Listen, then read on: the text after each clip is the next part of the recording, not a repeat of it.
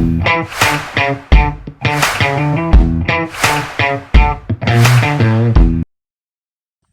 back to the channel, guys, and today I am up in a tree.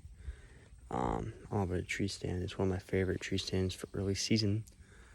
And today I was just cutting my access trail to get to the stand. This is by far, I think, my favorite stand in terms of cover in the stand, back cover, just location, and then also access. There's a really good access trail to get around this food plot and then into this tree stand.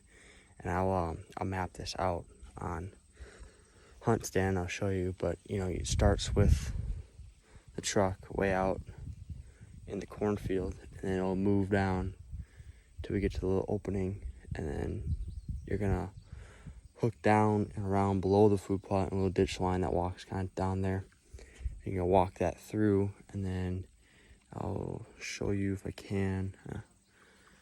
You kind of pop right out into this pond, and then you will go around the pond and then through, and then you cut right down into the tree stand. So that is one thing I'm super excited for.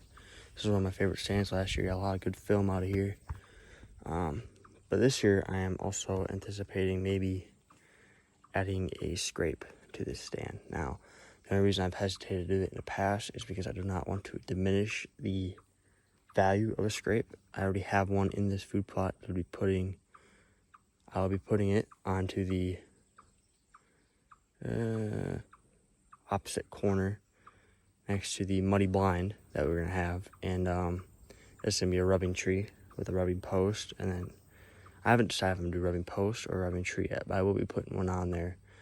And then if it's a post, I will put an oak branch with leaves on it, and if it's a tree, I'll be putting a vine on it. And I've had really good success with the vine. I've shot bucks off the vine. So I'm thinking that's what I'm gonna lean towards in this food plot. But I'm debating about putting a vine scrape, just hanging off a tree down here. It's in a little corner tucked away. The only reason I've hesitated is, again, I don't want to diminish the value of the scrapes in this plot. When you have a big scrape tree like that, it's very big, very obvious. And the idea is it's a landmark for bucks to work towards. If they come out down in this bottom corner, I want that buck to see that scrape and work towards it, making that muddy stand a great option in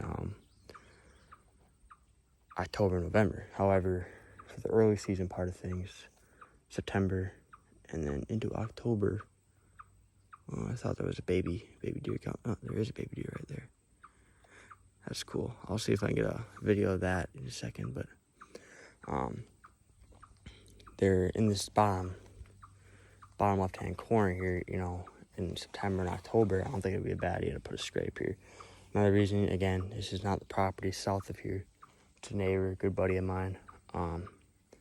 But that's pretty well managed land down there, and I don't want bucks to, be using this scrape, getting used to using it. However, I don't think it'll matter because they like to bed down there anyways. So they like to work their way down in the bed, up through the food plot, and then out into the big standing egg. So I guess it'll just depend. But if I do put a scrape up there, I'll let you guys know. But yeah, that's pretty much it. It's officially August now. Today's August 2nd. And we're almost a month away from opening day here in Wisconsin. So hope everyone's doing well. And I'm hoping to have some more videos coming out pretty soon. So, all right, talk to you guys later.